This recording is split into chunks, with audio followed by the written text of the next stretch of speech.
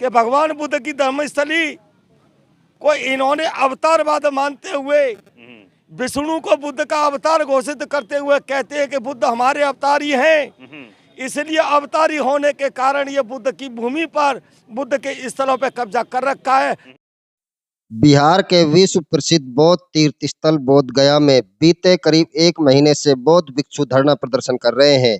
उनकी मांग है कि बीटी एक्ट यानी बोध गया टेम्पल एक्ट 1949 खत्म किया जाए।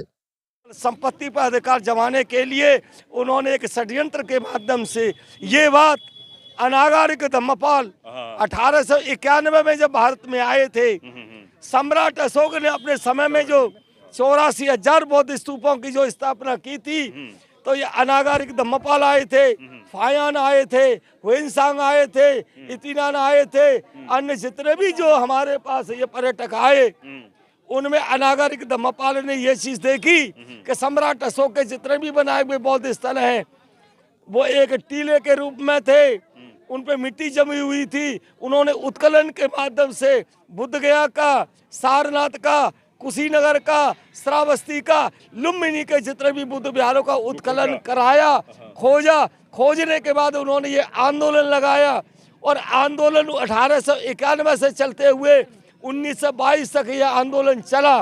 एंड में फिर यह आंदोलन जारी चलता रहा। आंदोलन के बाद से 1949 में जो एक्ट बना वो उन्होंने अपने पक्ष में ले लिया। बोध गया में बोधि वृक्ष के नीचे भगवान गौतम बुद्ध को ज्ञान प्राप्त हुआ था। सम्राट अशोक ने इस जगह 3री शताब्दी ईसा पूर्व एक मंदिर बनवाया था। बोध गया टेम्पल की वेबसाइट के मुताबिक 13वीं शताब्दी में तुर्क आक्रमणकारियों के हमले तक बोध गया मंदिर अपने अनुयायियों के हाथ में था। 1590 में घमंडीगिरी नाम के महंत बोध गया पहुंचे। उन्होंने उस समय महाबोधि विहार पर कब्जा कर लिया। उन्होंने यह दावा किया कि वह उनके उत्तराधिकारी हैं। बाद में इंग्लैंड के पत्रकार व लेखक एडविन ने 1885 में महाबोधि मंदिर का बौद्धों को वापस लौटाने का सवाल उठाया। इसके बाद श्रीलंका के अनागरिक धर्मपाल 1891 में बोध गया आए और महाबोधि सोसाइटी की स्थापना करके मंदिर पर बौद्धों के नियंत्रण के लिए आंदोलन चलाया। बाद में यह मुद्दा 1922 में गया में आयोजित कांग्रेस अधिवेशन में उठा। राजेंद्र प्रसाद सहित कई नेताओं के हस्तक्षेप के बाद अक्टूबर 1948 में बोध गया टेम्पल बिल बिहार विधानसभा में लाया गया, जो 1949 में अस्तित्व में आया। 28 मई 1953 को पहली बोध गया टेम्पल मैनेजमेंट कमेटी BTMC ने अपना काम संभाला। बोध गया टेम्पल एक्ट BT एक्ट के प्रावधानों के मुताबिक बोध गया टेम्पल मैनेजमेंट कमेटी में कुल 8 सदस्य होंगे, जिनमें 4 बौद्ध 4 हिंदू होते हैं और एक अध्यक्ष पद के DM होते हैं। उनका हिंदू होना लाजमी है। अगर गया के DM गैर हिंदू है तो राज्य सरकार को किसी हिंदू सदस्य को अध्यक्ष नॉमिनेट करना होगा। हालांकि बाद में साल 2013 में राज्य सरकार ने BT एक्ट में संशोधन करते हुए DM के हिंदू होने की बाध्यता को समाप्त कर दिया, लेकिन कमेटी में हिंदू सदस्य की मौजूदगी का बौद्ध लगातार विरोध कर रहे हैं। हमारा सचिव भी नहीं रहा, वहाँ का जो DM है वो सचिव है और हमारी जो प्रबंधक कमेटी के जो 4 सभ्य उनको नॉर्मल बना दिया गया है।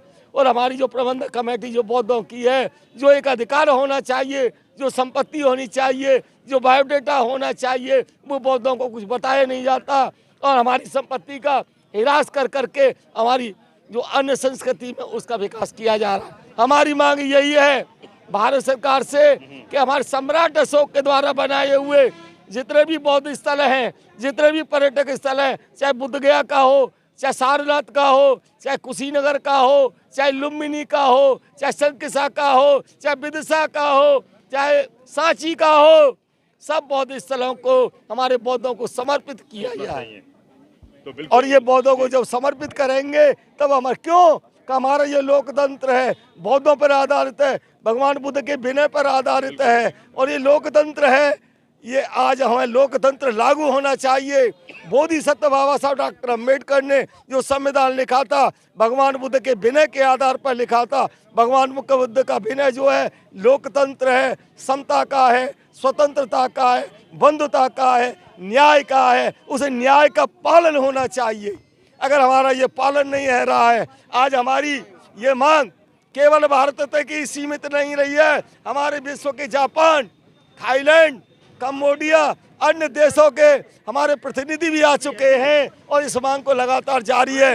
हमारा पूरे विश्व में, यूएसए में, जब तक ये हमारी मांग पूरी नहीं होगी, चाहे हमें विश्व के न्याय पटल पर जाना पड़े, चाहे हमें किसी भी स्तर पर जाना पड़े, हम इस आंदोलन को जब तक हमारे बौद्धों को समर्पित नहीं होगा, हम इस आंदोलन को छोड़ेंगे नहीं।